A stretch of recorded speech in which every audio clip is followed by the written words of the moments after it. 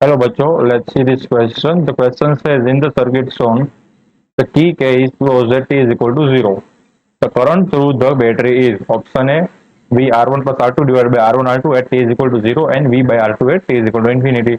Option B V R1 R2 upon square root of R1 square plus R2 square at t is equal to 0 and V by R2 at t is equal to infinity. Option C V by R2 at t is equal to 0 and V R1 plus R2 divided by R1 R2 at t is equal to infinity, and option D V by R2 at t is equal to 0 and V R1 plus R2 divided by R1 square plus R2 square at t is equal to infinity.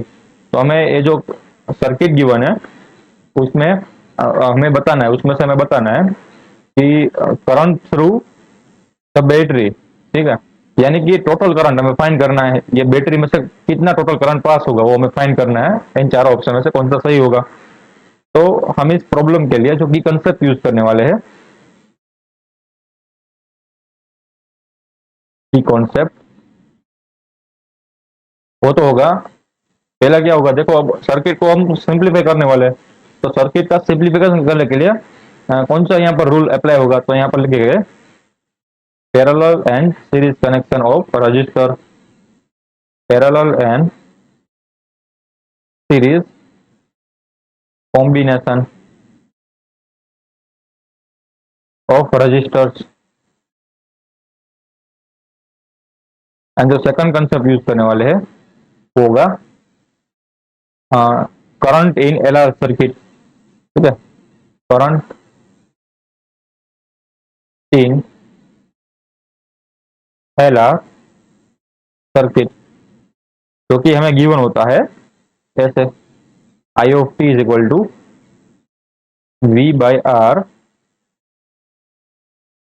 1 minus E raise to minus R T upon L. हम दो concept का use करने वाले हैं। तो देखते हैं कि जब टी इज इक्वल टू 0 होगा तब कौन से लूप में करंट फ्लो होगा एंड कौन से लूप में करंट नहीं फ्लो होगा। तो अज्यूम करते हैं कि जो ये पॉइंट है, ठीक है, ये वाला पॉइंट है वो ए पॉइंट है, ये वाला पॉइंट है वो बी पॉइंट है, ठीक है, यहाँ पर सी है यहाँ पर डी पॉइंट है। तो जैसे हम टी को क्लोज करेंगे at T is equal to 0 पर, let's say T is equal to 0 पर, तो क्या होगा कि एक करंट यहाँ से फ्लो होता हुआ एक पॉइंट पर पहुंचेगा। वो ए पॉइंट के पास उसको दो अलग अलग पाथ है, ठीक है, एक तो इस तरफ जाने का पाथ है, एक नीचे की तरफ। अब क्योंकि देखो टी इज इक्वल टू 0 पे इंडक्टर में जो करंट का चेंजेस होगा वो ज्यादा होगा, D A by D T is equal to Y होगा। एंड आप वैसे भी देख सकते हो, ये देखो ये वाला इक्वेशन है कि इंडक्टर वाली सर्किट में कितना करंट फ्लो होगा, तो हम ऐसे फाइंड कर सकते हैं, ठीक है, एलआर सर्किट में कितना करंट फाइंड होगा। तो ये आप देखो, इसको भूल जाओ, ये जो R2 था उसको भूल जाओ फॉर टेम्पररी बेसिस। तो ये जो सर्किट बनी ये रेड वाली, वो कौन सी वाली सर्किट है, वो तो एलआर सर्किट है। तो एलआर सर्किट के अंदर कितना करंट फ्लो होगा वो हम ए वाले इक्वेशन से फाइंड कर सकते हैं, ठीक है।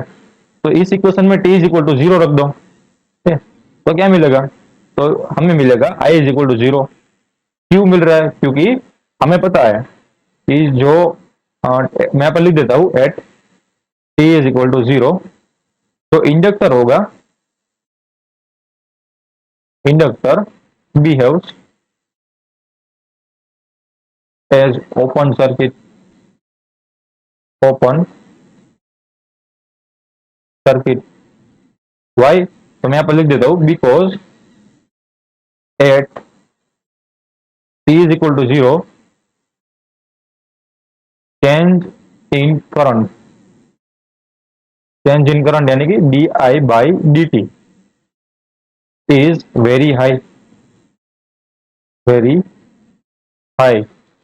तो हमें पता है कि इंडक्टर के अक्रॉस वोल्टेज कितने क्रिएट हो गए, तो हमें इस इक्वेशन से दे सकते हैं epsilon is equal to minus L D I by D T, ठीक है। ये टर्म हाई है तो उसके अक्रॉस वोल्टेज भी क्या हो गया, अपोजिंग वोल्टेज, इसको अपोजिंग वोल्टेज बोलते हैं ना। तो बैटरी के अगेंस्ट ये वोल्टेज क्रिएट हो गया तो वो भी हाई हो गया। तो इसका मतलब जो करंट होगा through inductor, hence current through inductor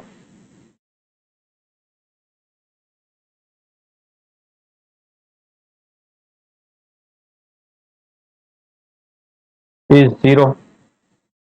ठीक है, तो as T is equal to zero पे ये जो सर्किट थी वो ओपन सर्किट होगी, तो हमारे पास जो नई सर्किट बनेगी वो ऐसे कुछ बनेगी। ये बैटरी है, ठीक है, ये यहाँ पर स्विच थी वो क्लोज की गई है, एंड यहाँ पर जो इंडक्टर था वो ओपन सर्किट की तरह बिहेव करेगा, क्योंकि वहाँ वो करंट को पास नहीं होने देगा अपने में से। एंड यहाँ पर एक रजिस्टर था और एक, ठीक है, ऐसे हमारी सर्किट बनेगी, नई सर्किट। एंड जो ये वाला था वो था R2 रजिस्टर, एंड जो बैटरी का वोल्टेज था वो था V। ठीक है, तो तभी सर्किट में कितना करंट फ्लो होगा, तो ये तो सिंपल बन गया ना, सिंपल सर्किट बन गई। हमारे पास सिर्फ एक ही लूप है, ठीक है, ये वाला लूप, मान लो A B C and D, ये वाला, तो यहाँ से करंट पास नहीं होगा। तो यहाँ पर सिंपल ओम्स लॉ लगा दो, तो ओम्स लॉ के मुताबिक क्या होगा, तो मैं यहाँ पर लिख देता हूँ at T is equal to zero, at V is equal to, suppose यहाँ से आई करंट पास हो रहा है यहाँ से ऐसे इस डायरेक्शन में, ठीक है, तो आई टाइम्स R2, तो आई क्या होगा V बाई R2, तो ये हमारा करंट मिल गया T is equal to zero. अब क्या करेंगे, at T is equal to infinity, तो यहाँ पर लिख देता हूँ at T is equal to infinity. तो देखो हमारे पास इक्वेशन था ना, वो कौन सा था, इंडक्टर का, देखो अब इंडक्टर का इक्वेशन था हमारे पास I of T is equal to V by R one minus E raise to minus T R upon L. तो यहाँ पर टी की जगह पर इंफिनिटी पुट कर दो, तो इंफिनिटी पुट करोगे तो आपके पास आंसर आएगा V बाई आर, देखो, ठीक है, ये क्योंकि एक्सपोनेंशियल वाला टर्म जीरो हो जाएगा, तो हमें कुछ अब सेकंड पार्ट में भी करंट मिल रहा है, तो वापस हम सर्किट ड्रॉ करते हैं ऐसे, ठीक है। तो नाउ इंडक्टर शॉर्ट सर्किट की तरह एक्ट कर रहा है, क्योंकि अपने में से करंट पास होने दे रहा है ना, V बाई आर जितना, ठीक है। तो अब जो एक इंडक्टर था वो शॉर्ट सर्किट की तरह एक्ट करेगा, यानी कि वायर की तरह एक्ट करेगा। यहाँ पर था हमारा R जितना रजिस्टर, यानी कि हमें गिवन है R1, ठीक है, यहाँ पर होगा R1, यहाँ पर होगा R1, क्योंकि हमें इंडक्टर के साथ R1 जितना रजिस्टर कनेक्टेड गिवन है, एंड यहाँ पर है हमारे पास R2, ठीक है, यस, यहाँ पर हमारे पास R2। तो हमारे पास ऐसी कुछ सर्किट बन जाएगी, ये हमारा V था। तो अब जो यहाँ से करंट निकलेगा वो दो हिस्सों में बढ़ जाएगा, ऐसे कुछ, ठीक है। तो ये इसको हम कैसे सोल्व करते हैं, तो इसको हम इक्विवेलेंट सर्किट से सोल्व करेंगे और कुछ नहीं। ये देखो पैरेलल कनेक्शन हो गया दो रजिस्टर का, तो यहाँ पर हम एक रजिस्टर इक्विवेलेंट रजिस्टर पुट कर सकते हैं। तो यहाँ पर क्या लिख सकता हूँ, आर इक्विवेलेंट, जिसकी वैल्यू क्या होगी, जिसकी वैल्यू होगी R1 पैरेलल विद R2, ठीक है, एंड देन हम करंट फाइंड कर लगे, तो R इक्विलिब्रियम क्या होगा, यानी कि R इक्विवेलेंट क्या होगा, R1 times R2 divided by R1 plus R2, ठीक है। आप पैरेलल कनेक्शन जानते हो, क्योंकि यहाँ पर मैं लिख देता हूँ, आप फिर भी 1 upon R equilibrium is equal to 1 upon R1 plus 1 upon R2, ठीक है, ये इक्वेशन था। देन हमारे पास वोल्टेज की वैल्यू क्या मिली, उसमें से पास होता हुआ करंट टाइम्स R इक्विलिब्रियम, यानी कि current is equal to V upon R equilibrium. R equilibrium की वैल्यू क्या है, R1 R2 डिवाइडेड बाय, यानी कि डिनोमिनेटर में से वो न्यूमरेटर में चला जाएगा R1 प्लस R2, तो यहाँ पर आ जाएगा R1 प्लस R2। तो हमारे पास सेकंड केस की जो वैल्यू थी T is equal to infinity पे, वो इतना करंट मिल जाएगा। तो देखते हैं कौन से ऑप्शन में है, ठीक है। तो ऑप्शन ए में क्या है, देखो at T is equal to zero, T is equal to zero पे क्या हमें मिल रहा है, T is equal to zero पे V बाई R2 मिल रहा है, V बाई R2 मिल रहा है। देखो सी एंड डी ऑप्शन में है, ये दोनों तो गलत हो गए, सी एंड डी दोनों में R1 V1 पर R2 है, and D is equal to infinity भी कौन सा मिल रहा था, ये वाला, ये वाला मिल रहा था करंट। तो option C is the right answer, ठीक है। So the final answer of the question is option C.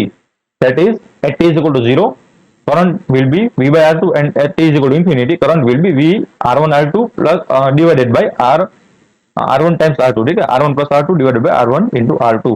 I hope you understood it well. Best of luck.